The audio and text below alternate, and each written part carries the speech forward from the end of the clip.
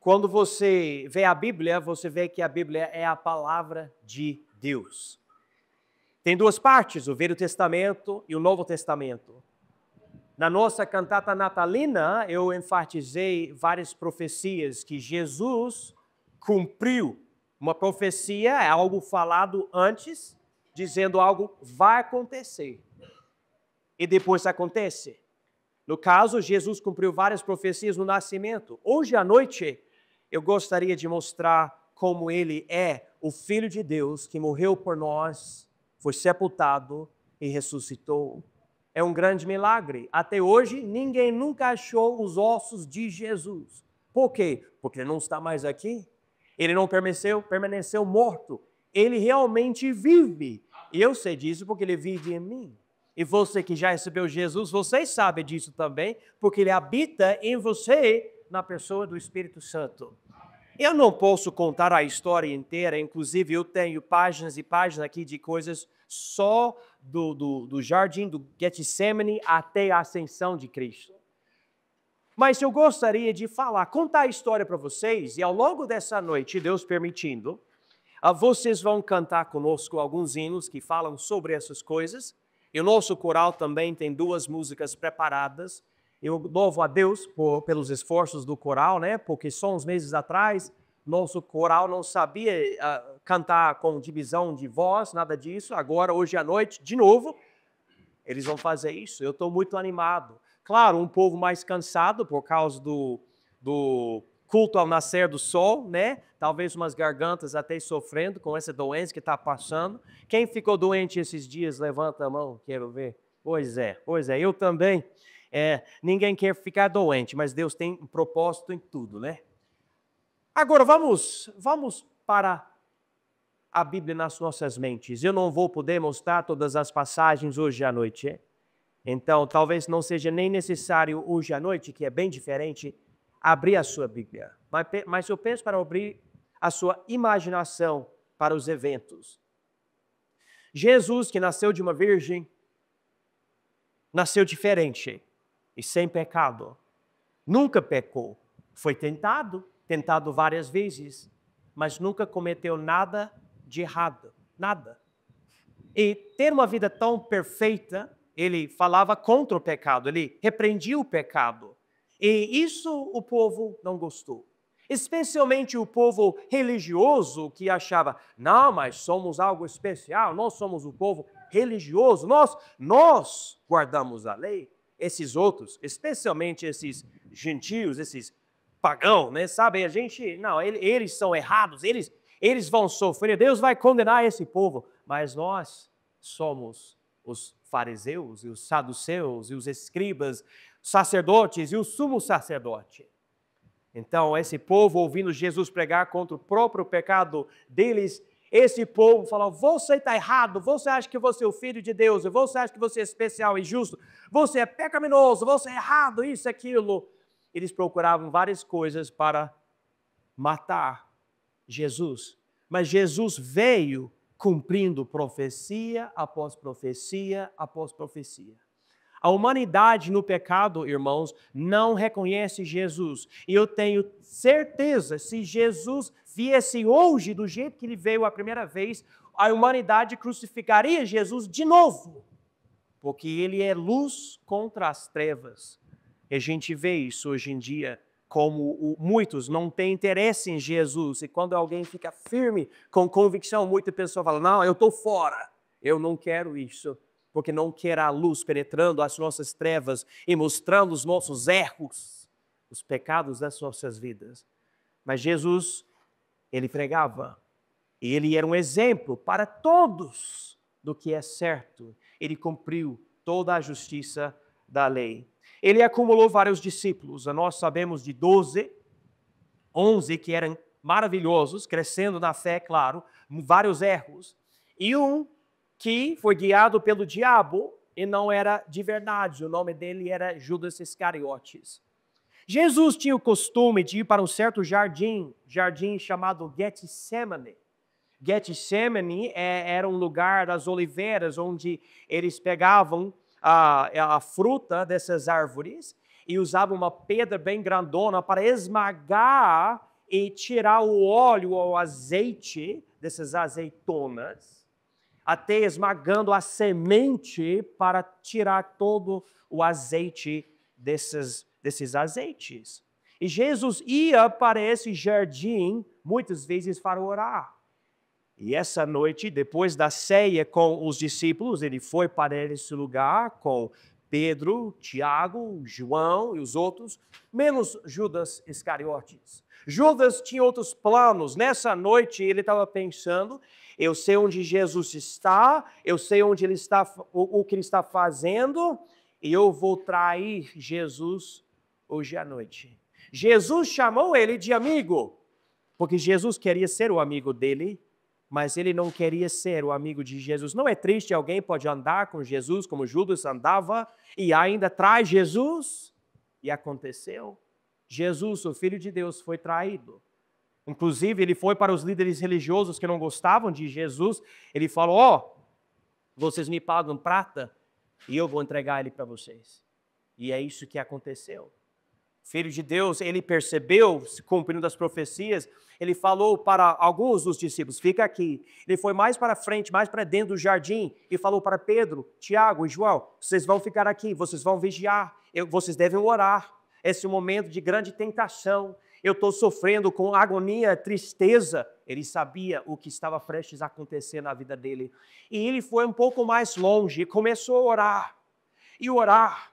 E o peso do pecado da humanidade, ele já pensando: eu vou morrer pelo pecado da humanidade na cruz, porque o salário do pecado é a morte, eu vou sofrer, meu Pai, com quem eu tenho um relacionamento eterno e perfeito, ele vai se separar de mim, e todo o fardo, Deus vai julgar em mim do pecado, da condenação, e a ira do meu Pai contra todo o pecado, eu vou sofrer na cruz. E ali ele estava sofrendo e sofrendo.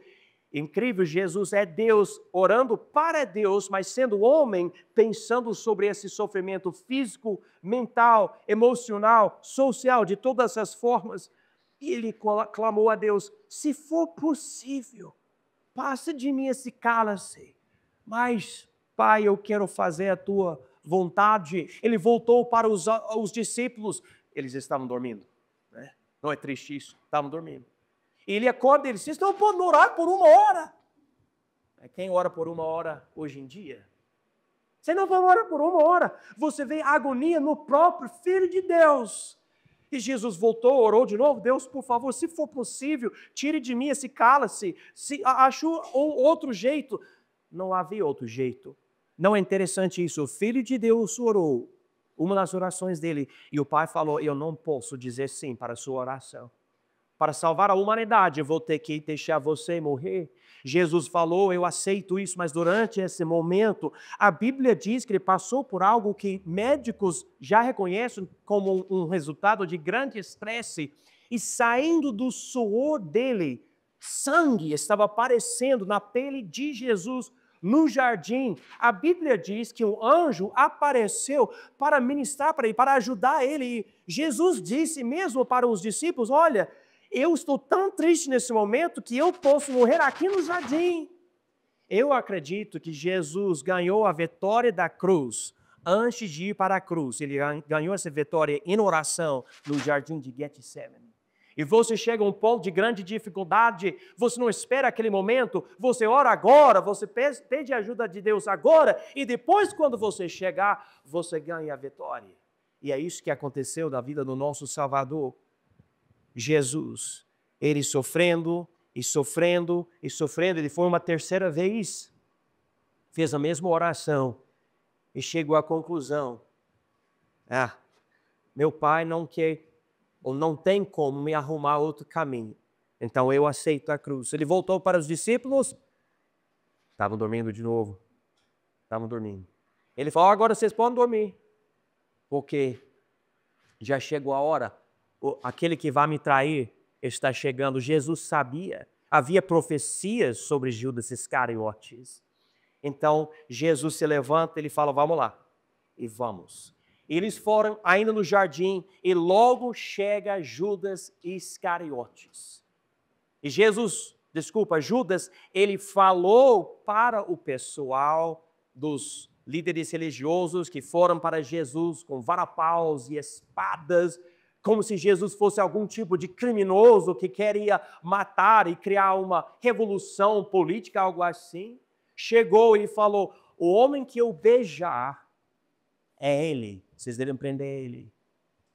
Ele chega a Jesus e beija o Filho de Deus. Ele beijou a porta do céu e virou as costas. E Jesus falou para ele: você trai o Filho do Homem com um beijo? E é isso que aconteceu. Jesus olhou para o povo que chegou com as espadas e ele falou: quem vocês estão buscando?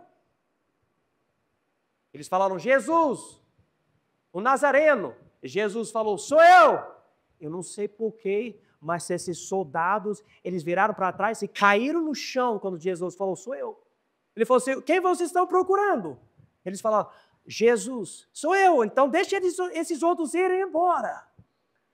E Jesus até cumpriu uma profecia por deixar esse grupo ir embora.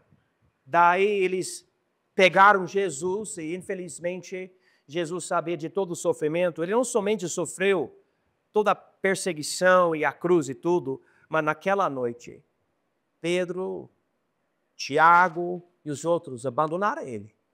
Estavam com medo e fugiram. E Jesus foi amarrado e levado, preso para a casa do sumo sacerdote ou dos líderes religiosos. Eu gostaria que vocês achem os seus inários aí.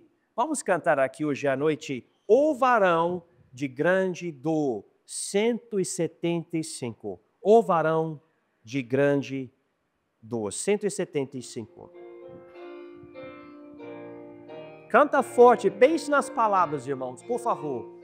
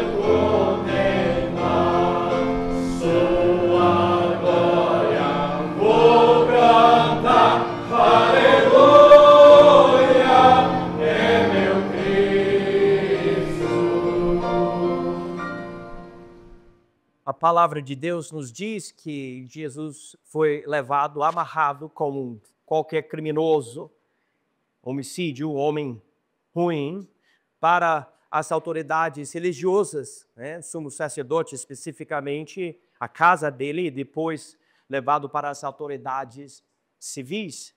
E ele foi interrogado, questionado, ele até blasfemado. Eles colocaram algo por cima dos olhos dele e batiam nele. Você sabe quem te bateu se você é o Cristo? Você diz que você é o Cristo, você é o Filho de Deus? E Jesus falou: vocês dizem que eu sou. E outras vezes Jesus calando a boca dele. A Bíblia profetizou que o Messias ia sofrer e calar a boca igual uma ovelha diante do matador. E Jesus, ele poderia ter mandado um relâmpago na cabeça de cada pessoa. E não fez nada. Decidiu o povo maltratar. Paulo, o apóstolo, falou que Jesus permitiu isto ser feito pelos líderes religiosos do povo de Deus para manifestar que a humanidade é tão pecaminosa que até o povo que tem a lei é contra Deus, inimigo de Deus, e crucifica o filho dele. E é isso que aconteceu naquela noite. Ele foi questionado, zombado, de uma forma muito agressiva. Eles arrumaram falsas testemunhas para mentir sobre ele. Duas testemunhas falsas chegaram falando que Jesus tinha dito que ele ia derrubar o templo deles e reconstruir depois de 3 dias. Quando, na verdade, Jesus não estava falando sobre aquele prédio humano, ele estava falando sobre o próprio corpo dele. Vocês podem me destruir, mas eu tenho Deus em mim. E depois de 3 dias, eu vou ressuscitar. Essas pessoas ouvirem isso. É interessante, porque mais para frente eles vão falar, ele falou que ele ia ressuscitar, vamos prevenir isso, vamos colocar guardas diante do túmulo dele. Ou seja, eles sabiam que ele não estava falando sobre o templo deles, mas eram falsas testemunhas. É triste porque o próprio sumo sacerdote, que era o líder dos líderes, era muito errado. E nós todos precisamos entender, alguém que usa o nome de Deus não é necessariamente alguém que é de Deus. Existem muitos falsos profetas, falsos apóstolos, falsos irmãos, falsos crentes. A Bíblia usa esses termos, falsos irmãos. E naquela época, diante de Jesus, havia um grupo religioso que atacava Jesus e falava mal de Jesus. Agora, durante esse tempo, Pedro e João queriam seguir Jesus para ver o que ia acontecer. Pedro ficou lá fora, estava frio, tinha um fogo, estava esquentando as mãos. E ele estava ali e uma pessoa viu ele. Ei, você não é um discípulo dele? E Pedro, não, eu não conheço, você não sabe o que está falando. Medo, né? Pedro não rejeitou Jesus quando ele negou Jesus, mas da boca para fora ele manifestou a ideia de negar Jesus. Dentro do coração ele amava Jesus. João, ele era conhecido sumo sacerdote, ele entrou, ele voltou para Pedro e falou, Pedro, vamos lá para dentro para ficar mais perto e entender melhor o que vai acontecer com Jesus. Então Pedro, ele entrou com João para dentro, para entender um pouco melhor. E ao longo desse processo, outra pessoa falou, hey, você é da Galileia, eu ouço sua voz. Você tem sotaque, né? Igual o pastor John tem sotaque no Brasil. Você tem um sotaque? Dá para ver? Não, eu não estou. Ele começa a ficar mais agressivo. Uma terceira vez, uma pessoa fala algo para ele, e essa vez, eu acho, pelo jeito, ele estava xingando, querendo se afastar totalmente de Jesus. Eu não sou dele. Pare de falar isso. Jesus tinha dito para ele no jardim de Getsemane, Pedro, você vai me negar 3 vezes antes de cantar o galo. E assim que ele negou Jesus a terceira vez, sabe o que ele ouviu? O galo. E a Bíblia diz que naquele momento, Jesus olhou para Pedro e Pedro viu Jesus e Pedro foi correndo. Ele chorou amargamente. Não é uma coisa triste, você tem Jesus como seu amigo, seu Salvador, seu Senhor, mas no momento de medo você nega a Ele. Imagina, irmãos, Pedro que andava com Jesus, Pedro que falou que ele amava Jesus, Pedro que falava que Jesus era o Filho do Deus vivo. Imagina aquele momento quando ele olhou para Jesus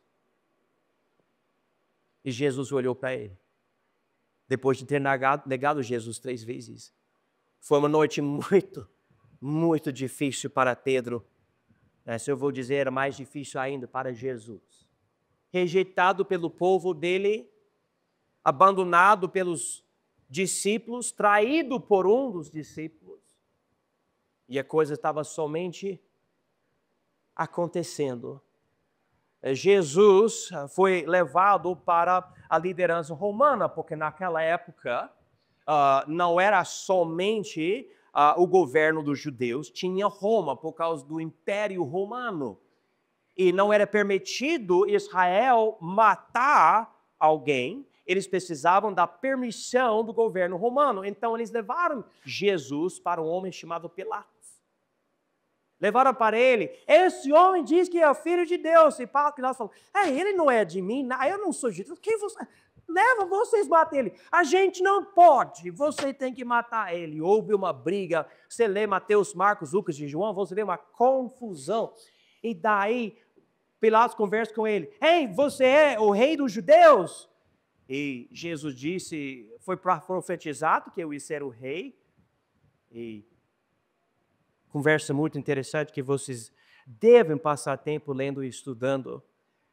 Mas Pilatos percebeu, esse homem não fez nada de errado, não é tão ruim não. Ele leva ele para Herodes. Herodes queria conhecer Jesus, porque já ouviu sobre os milagres e tudo. E ele ouve Jesus não fala nada. Então ele manda os soldados romanos para espancar Jesus. E eles acabaram fazendo coisas horríveis para Jesus. Os soldados colocando coisas no corpo dele, na cabeça dele, como uma coroa. E Jesus foi chicotado de forma horrível.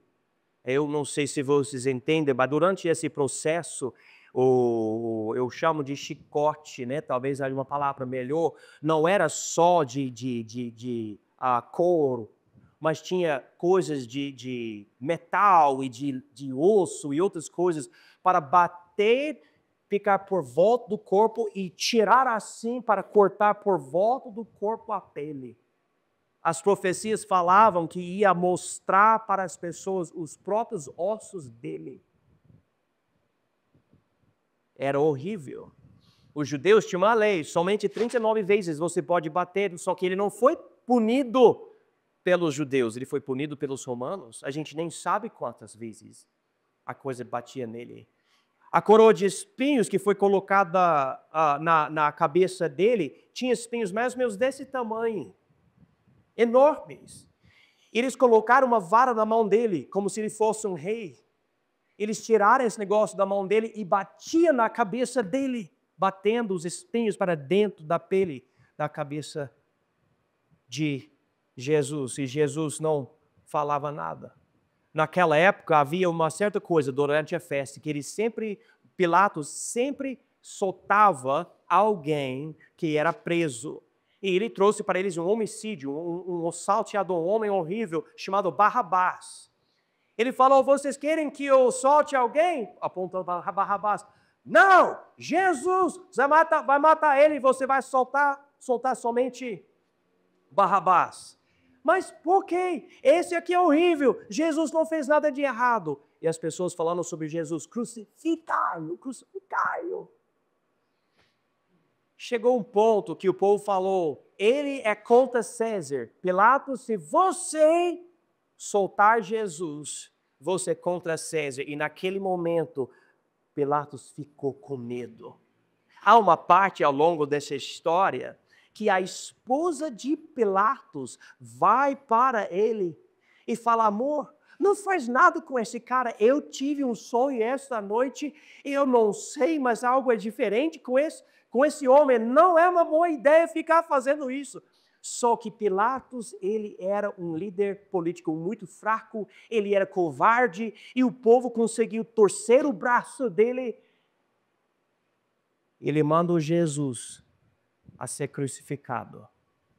Era muito difícil para Jesus, depois da chicotada, eles amarraram parte da cruz nas costas dele e era para ele andar assim. Quando ele andava, tinham umas mulheres que amavam ele e eram discípulos dele e tudo, e elas estavam chorando por trás de Jesus, e ele, pelo peso e por causa de todo o sofrimento, ele acabou caindo no chão.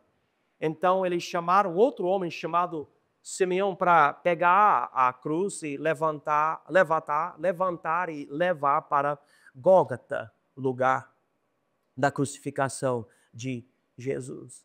Eu não sei o que você imagina quando ele foi preso crucificado, mas os pregos não eram pequenos assim como você usa em madeira hoje em dia. Eram coisas grandonas e bem grossas. E provavelmente não colocou aqui, eles falam que se colocou aqui, ou se colocasse aqui, o peso do corpo não ia aguentar, ia rasgar a mão e você ia cair. Então muitos acreditam que foi colocado aqui, entre esses dois ossos aqui, chamando essa parte inteira a mão, crucificando Jesus. Eles falam, por causa do jeito de chicotada e por causa da natureza da cruz, que o corpo fica deslocado aqui e para respirar você tem que usar os próprios pregos para se levantar para respirar cada vez que você quer respirar. Essa era a forma de executar criminosos no Império Romano. Eles já acharam ossos de lá, com esses pregos nos calcanhares, porque também colocaram pregos assim no calcanhar. Jesus estava ali. A Bíblia diz que o sol escureceu. E houve um terremoto. Até uns milagres. Se você entende o templo, essa parte vai ser interessante para você. A Bíblia diz que de cima para baixo o véu do templo rasgou. Jesus disse 7 coisas naquele momento, não vou falar tudo para vocês. Uma coisa, porém, que ele disse é Eloi, Eloi, lama sabachthani, que quer dizer, Deus meu, por que me desamparar? Ou porque o Senhor me abandonou? Que era uma profecia no livro dos Salmos. Por que Deus abandonou o filho dele? Jesus fez algo de errado? Jesus era pecador? Ele merecia essa morte? A Bíblia diz que o salário do pecado é a morte. Por que Jesus está na cruz? Porque nós somos pecadores. Não eram os pregos que seguravam Jesus na cruz, era o amor dele por nós que segurou ele na cruz. Ele morreu pelos nossos pecados, ele poderia ter enviado os pregos às mãos dele, mandado, tirando os pregos, mas não. Ficou ali, sofrendo e sofrendo. No fim ele fala, está consumado. Ele cumpriu tudo que era para cumprir. Nunca pecou. E foi crucificado. Daí a Bíblia diz que ali, ele entregou o Espírito ao Pai. Vamos abrir nossos cenários no número 171, por favor. Ao contemplar a rude cruz. Não é nada lindo, eu vou falar para vocês.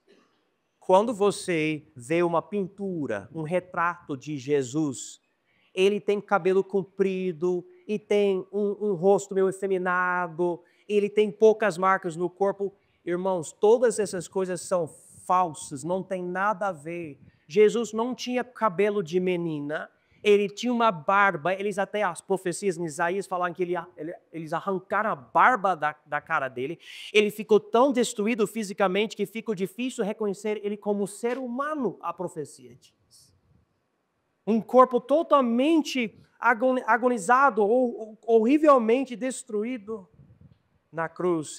Então, irmãos, quando a gente canta esse hino, precisamos entender o que Jesus sofreu por causa dos nossos pecados. Vamos ficar de pé, irmãos. 171. Ao contemplar a rude cruz. Cruz.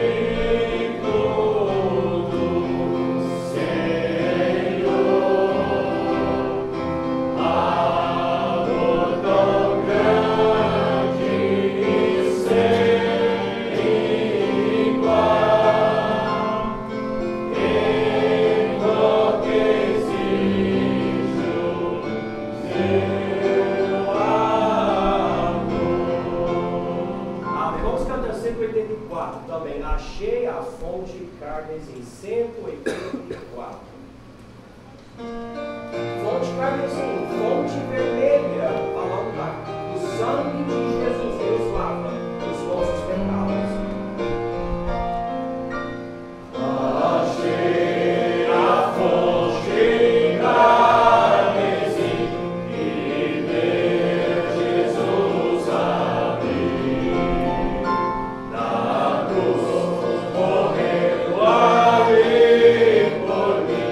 Minha alma redimiu. Eu creio sim, Jesus por mim morreu. E sobre a cruz pra me salvar, castigo padecer. A cruz meu Cristo já pagou. Amém. O mal que cometi, e pela morte que passou, a vida eu consegui. Eu creio sim, Jesus por mim morreu. E sobre a cruz pra me salvar, castigo padecer. Você crê que Jesus morreu por você? Amém. Então vamos cantar essa última estrofe. Quando chegarmos nas palavras eu creio sim, vamos cantar mesmo, vamos cantar forte, tá? Terceira estrofe, vamos lá. Assim, pois fiz-me com amor, andar no trilho seu. Confio sempre com fervor em quem por mim morreu. Eu creio sim, Jesus por mim morreu. Amém. E sobre a cruz pra me salvar, castigo padecer.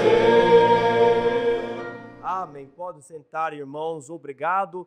E agora o coral vai chegar aqui e vai cantar um hino muito lindo. Esteja orando pelo coral. Esse hino fala sobre o amor do Pai. Se você quiser ver a letra, é número 83 no hinário. E eu sei que esse hino usa algumas palavras menos conhecidas. Por exemplo, você vai ver a palavra hostil, que quer dizer agressivo. Mas, por favor, preste atenção na mensagem desse hino. Quão vasto é o amor do Pai.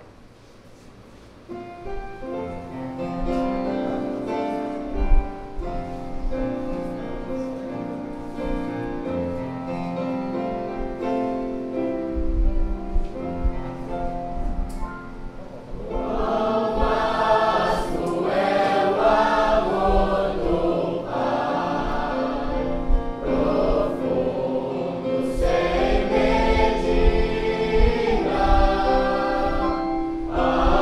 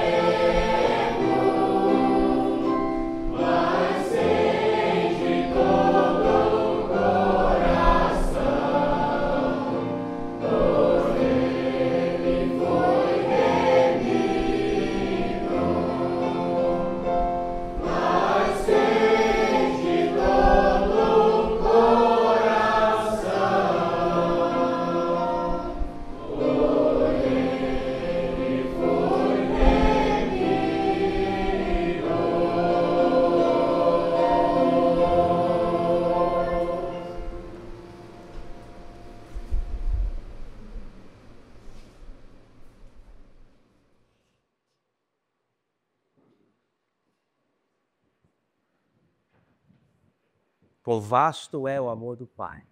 Esse hino é muito lindo.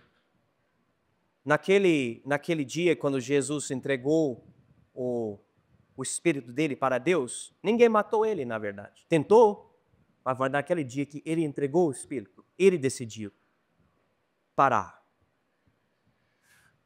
Os judeus, eles tinham uma certa lei. O crucificado não pode ficar na cruz por causa do sábado que estava chegando. Então eles rogaram Pilatos usar os soldados para quebrar os ossos dos malfeitores, Jesus e os outros ao lado de Jesus. Mas quando chegaram a Jesus, ele já estava morto. E falaram isso para Pilatos e ele ficou chocado. Já? Ele sofreu muito por causa de Jesus. Tinha 2 discípulos de Jesus escondidos. José de Arimateia e Nicodemos. E eles, nesse momento, não queriam se esconder mais. Eles foram para Pilatos e falaram: nós queremos o corpo de Cristo, nós queremos enterrar ele de forma honrosa. E Pilatos falou: pode ser, pode levar. E levaram o corpo de Jesus e ungiram o corpo de Jesus. Eu não consigo imaginar a dor e a tristeza dos discípulos. Tinha umas irmãs que estavam presentes, que viram onde esses homens colocaram Jesus. Era um jardim, tinha um sepulcro com uma abertura, tipo uma caverna. E ninguém nunca tinha usado aquele lugar, era só para uma pessoa. Não era para ser para Jesus, mas acabou sendo para Jesus. E ali ele foi sepultado. Os soldados, na verdade, os judeus falaram para Pilatos: olha, coloca guardas ali, porque ele falou que ele ia ressuscitar. Então, coloca um povo lá para guardar, para os discípulos não chegarem à noite e pegar o corpo dele e falar: ele ressuscitou, como ele falou. Então, eles colocaram alguns soldados ali. Agora, os discípulos em si, eles estavam com muito medo. Inclusive, eles foram para uma casa e trancaram as portas, com medo, por causa de tudo que tinha acontecido, e com muitas dúvidas. Sábado à noite, um dia antes da ressurreição, Maria Madalena, ela tinha demônios, Jesus expulsou esses demônios, e uma outra Maria e outras irmãs, elas foram comprar algumas coisas para ungir o corpo de Cristo. E então elas foram bem cedinho, no domingo, ao nascer do sol. Essas mulheres foram e falaram: mas quem vai tirar a pedra diante do túmulo para a gente poder entrar e ungir o corpo de Cristo? Elas não sabiam o que tinha acontecido durante a noite, que a pedra foi tirada e Jesus ressuscitou. Uns anjos apareceram, sentaram na pedra. Os soldados ficaram tão assim chocados, eles caíram como mortos por causa da situação. Uma coisa até engraçada quando você para pensar. Eu não acredito que foi necessário tirar a pedra para Jesus sair. A pedra foi tirada para a gente poder entrar e ver que ele não estava mais presente no sepulcro. Mas elas chegaram e falaram: mas cadê ele? Agora, a Bíblia fala que Jesus apareceu primeiramente para uma mulher, Maria Madalena. Aparece pelo jeito que, quando apareceu para ela, apareceu para algumas outras irmãs, as irmãs que foram para ungir o corpo dele. Mas quando você lê Mateus, Marcos, Lucas e João, você vê que são testemunhas oculares. Então, às vezes, um homem enfatiza um lado da história, outro homem enfatiza outro lado, e tem 4 lados. Então, você tem que juntar a história para entender a situação. Mas dá para ver que Maria Madalena, ela não viu Jesus e ela foi correndo para os discípulos, Pedro e Tiago, e especificamente Pedro e João. E ao longo disso, Jesus aparece para ela. Aí eu não sei se ela ficou, ela abraçou ele, mas ficou meio confusa. Acabou indo para Pedro e João e falou para eles, ele não está mais aí, eu não sei onde eles colocaram o corpo de Jesus. E Pedro e João correram para achar. Pedro, ele era mais rápido, né? Eu acho que João tinha mais fofura, né? Demorou um pouco mais, né? Na verdade, era João que era mais rápido, Pedro tinha mais fofura. João chega primeiro e ele olha lá dentro e note as coisas de Jesus arrumados até, o lençol até dobrado. E quando Pedro chega depois, ele corre para lá dentro. Cadê o corpo de Jesus? Não está mais aqui. O que aconteceu? Então eles voltaram para os outros discípulos, meio confusos, e Jesus aparecendo aqui ou ali. Parece, pelo jeito, que Maria voltou para o túmulo, chorando, estava lá dentro, com lençóis ou as coisas, chorando. E daí Jesus aparece para ela acha que é o jardineiro e tomando conta das coisas, nem reconhece Jesus. E ele começa a conversar com ela, e daí dá para ver a agonia dela, a tristeza, a confusão. Ele fala para ela, Maria, e na hora de falar, ela usa essa palavra, Raboni, que quer dizer, meu professor, meu doutor, a quem que eu estou seguindo, é realmente o Senhor mesmo. Imagina a alegria naquele dia de ver o Cristo ressurreto, face a face. A mensagem foi espalhada e foi para os discípulos, eles estavam trancados, sem Tomé, em um certo lugar, ainda com medo. Já ouviram algumas coisas, mas não acreditando. A Bíblia diz que eles não creram. Eu acho que não era tipo de crença de, eu não vou crer, eu sou ateu. Não, era tipo, eu não quero crer porque se não é verdade, isso vai doer muito, eu não aceito essa dor. Então, mas Jesus aparece. Ele fala, sou eu, não tem medo. Eles estão assim, não falando nada por alegria. Ele fala, sou eu, vocês não têm algo para comer? Um peixe, mel, alguma coisa? E dando comida para ele de corpo ressurreto, começa a comer. E daí eles começam a pensar, mas ele ressuscitou de verdade. E some. Daí Tomé, outro discípulo, chega. A gente viu Jesus, ele ressuscitou como ele falou. Não, eu não aceito isso, não. Eu vou ter que ver, eu vou ter que poder colocar a minha mão nas feridas, nas mãos dele, e onde a lança foi colocada no lado dele, eu vou ter que colocar a minha mão lá dentro, para saber que ele realmente ressuscitou. E passando, se eu não me engano, uns 8 dias, eles estavam juntos ali, e quem aparece, né? Jesus aparece. E não ficou nem necessário, mas Jesus falou, olha, está aqui, você quer tocar? E Tomé, ele cai para o chão e fala, meu Senhor, meu Deus. Percebendo que Jesus, o Deus dele, apareceu para ele.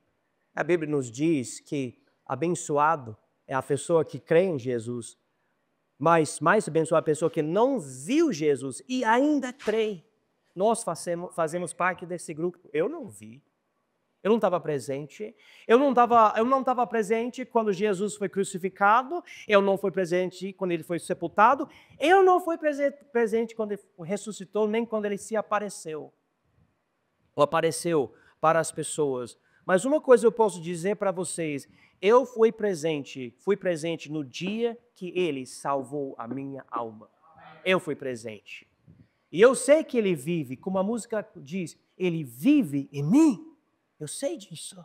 É uma convicção, não uma invenção minha. Eu não sou louco. Eu não passei por uma dificuldade na minha vida emocional que me levou a acreditar em loucuras.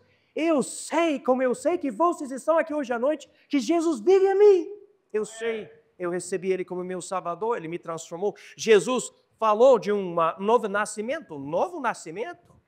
Mas não é um nascimento biológico da sua mãe, é um nascimento espiritual pelo Espírito Santo de Deus. Irmãos, ele falou, e eu passei por isso, eu conheço esse novo nascimento. Jesus é real, ele é de verdade, ele não é mentiroso. Ele realmente é o Senhor, Filho de Deus, Deus mesmo, o Salvador. E eu sei o que tem feito na minha vida até hoje. Os soldados que foram chocados pela ressurreição de Jesus foram para os líderes religiosos e falaram, algo aconteceu ali e sabe o que vai acontecer? A gente errou, o líder de Roma vai matar a gente. Então eles falam, aqui é dinheiro, toma esse dinheiro, e não fala nada, a gente vai falar que os discípulos pegaram o corpo dele e levaram. E foi a história contada naquela época por causa disso. Tinha 2 discípulos andando, um tinha o nome de Cleopas, andando em uma estrada, e Jesus aparece do lado deles e começa a conversar. Ele fala, por que vocês estão tão tristes? E esses 2, nem reconhecendo Jesus, falam, como assim? Você não sabe o que aconteceu aqui? Esse grande homem, todo mundo achando que era o Cristo, o Filho de Deus e tudo. E a gente está triste porque eles mataram ele. E Jesus falou, mas não é verdade que a Bíblia disse nas profecias que o Messias ia sofrer e também entrar na glória dele? E a Bíblia diz que sem uma Bíblia aberta, ele começou a abrir as Escrituras para eles, mostrando as profecias e mostrando o cumprimento de Jesus. E eles ficaram assim, o que é isso? E daí ele foi comer com eles e eles acabaram percebendo, ele é Jesus, é ele mesmo. E daí ele vai embora e some de novo. A Bíblia diz que por 40 dias Jesus apareceu. Uma vez ele apareceu para 500 discípulos. E quando Paulo escreve disso, ele diz que a maioria estava viva ainda, que quer dizer que pelo menos 251 pessoas estavam presentes ainda no planeta para conferir as palavras dele.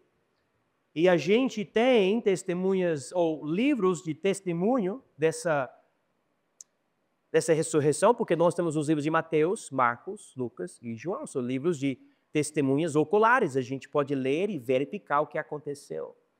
É interessante, se eu acredito em uma mentira, e eu tento espalhar essa mentira, eu posso fazer muita coisa para espalhar essa mentira, mas na hora de você colocar uma faca no meu pescoço, eu vou falar, era mentira, estou brincando, tá?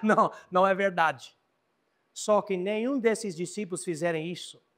Todos eles, menos João, morreram como mártires, pregando o evangelho em várias partes daquela terra, dizendo Jesus é o Filho de Deus. Ele foi morto, crucificado, sepultado e ele ressuscitou. E esses homens foram de cidade em cidade pregando Jesus, dizendo, ele vive, ele vive. E eles fizeram isso no poder do Espírito Santo. Jesus tinha falado para eles, olha, vocês vão para Galileia, onde Jesus pregava principalmente, e eu vou aparecer para vocês lá. Eles foram para lá. E ali na Galileia, perto daquele mar da Galileia, Jesus apareceu e dava várias palavras, mas especificamente ele falava, tudo o que aconteceu na minha vida foi profetizado, você pode voltar e ler. Agora vocês precisam esperar a presença do Espírito Santo chegar.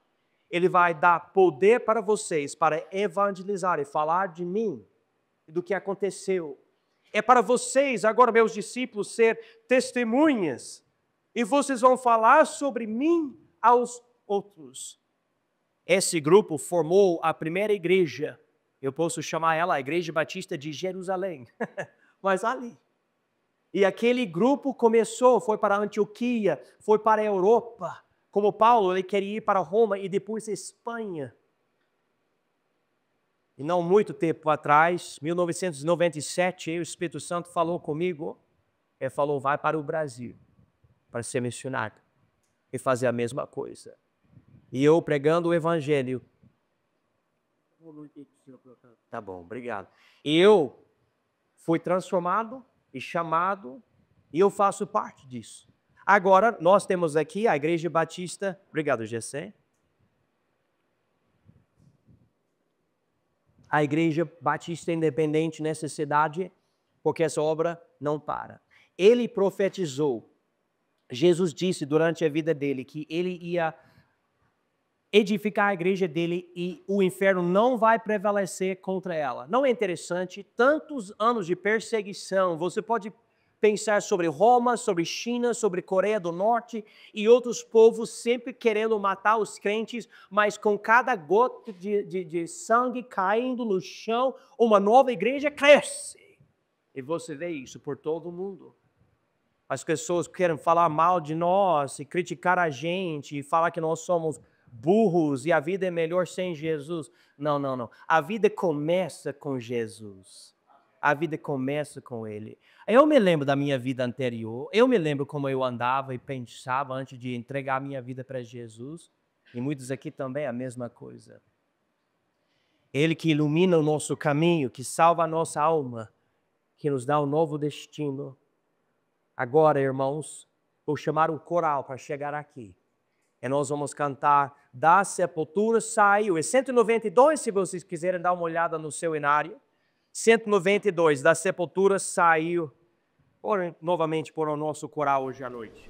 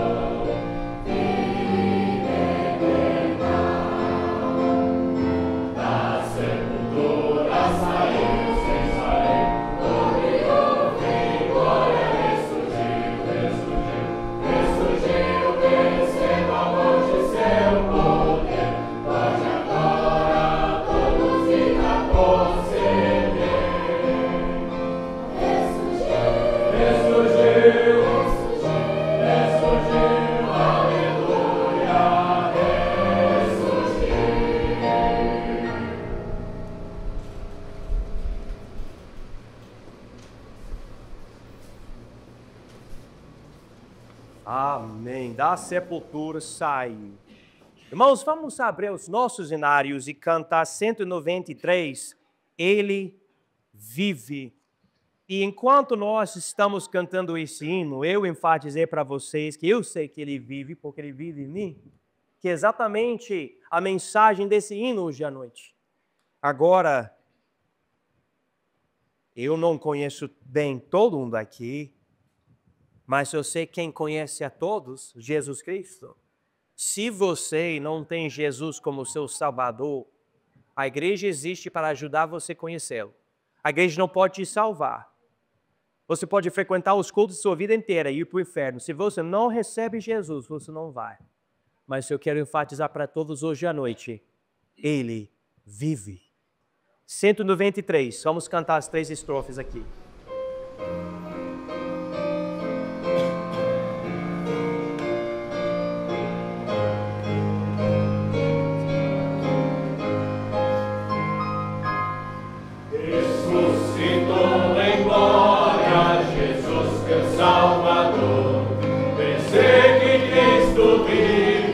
Afirme-se o que for, a sua voz escuto, conforto sempre dá. Tomar-lhe a mão eu posso, bem perto está. Ele vive, Cristo Redentor.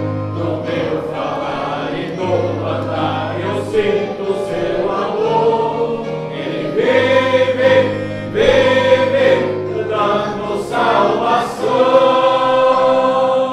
Eu sei que Cristo vive sim, eu sei, pois vive em mim. No mundo que me cerca, floresce seu amor.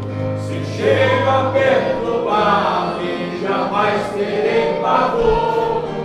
Bom pastor me guia, feliz estou aqui. De Cristo a presença eu sinto em mim. Ele vive, Cristo Redentor. No meu falar e no andar eu sinto seu amor. Amém. Ele vive, dando salvação.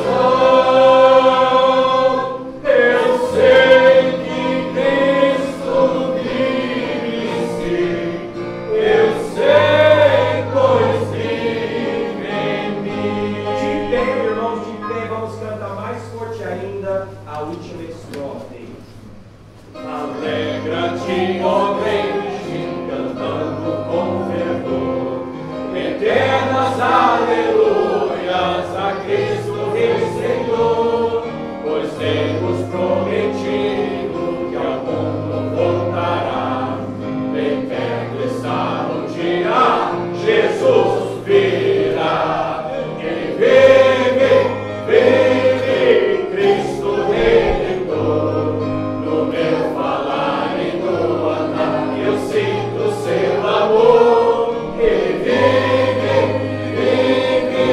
dando salvação.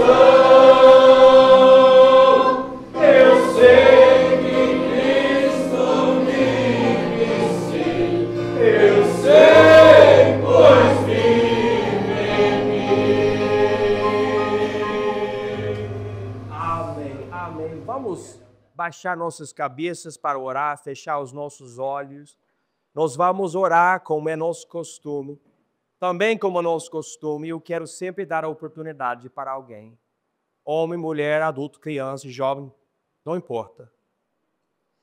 Se você não conhece o Salvador Jesus de verdade, como seu Salvador pessoal, Ele quer te salvar.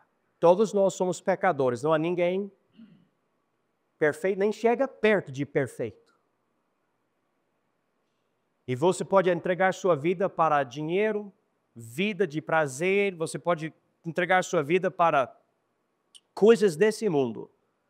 Mas uma coisa eu posso garantir, todos nós vamos morrer. E nós não vamos levar nada dessa vida para a próxima. Mas se você receber Jesus, você pode ter a garantia de Deus que você vai passar a eternidade lá na glória com Ele. Você não será punido, porque Jesus já foi punido por você na cruz. Se você fala hoje à noite, pastor, ore por mim, eu quero ser salvo e ter certeza que eu sou salvo. Hoje à noite o Espírito Santo de Deus, ou alguém, eu não sei, mas está falando comigo. E eu quero isso para a minha vida. Eu não quero brincar. Jesus morreu por mim, eu sei. E eu quero Ele como meu Salvador. Pastor, ore por mim. Você pode levantar sua mão? Lado direito, lado esquerdo. Eu. quero isso para a minha vida.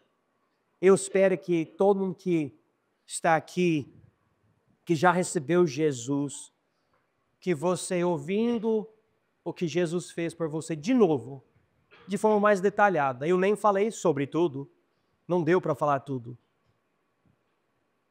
Mas que hoje à noite você possa valorizar mais a sua salvação. Pai Celestial, eu agradeço o Senhor pelas bênçãos durante esse dia, essa Páscoa. Muitas vezes o Natal é o feriadão e recebe bastante atenção. Talvez seja por causa dos presentes. Para nós é um dia também de celebrar o nascimento do Filho de Deus. Mas esse dia, dá todo o valor para o Natal, porque nesse dia, Jesus ressuscitou. E sabemos que a morte dele pagou a nossa dívida de pecado e a ressurreição é o comprovante. Ele pagou por tudo. E louvamos o nome do nosso Salvador Jesus, Pai, e pedimos que o Senhor opere em cada um de nós, que o Senhor opere nos que aqui não tem Jesus. Eu não posso dizer quem tem, quem não tem, mas o Senhor sabe, e eu peço que o Senhor opere em cada vida. Que cada pessoa aqui hoje à noite realmente chegue a conhecer Jesus como seu Salvador pessoal.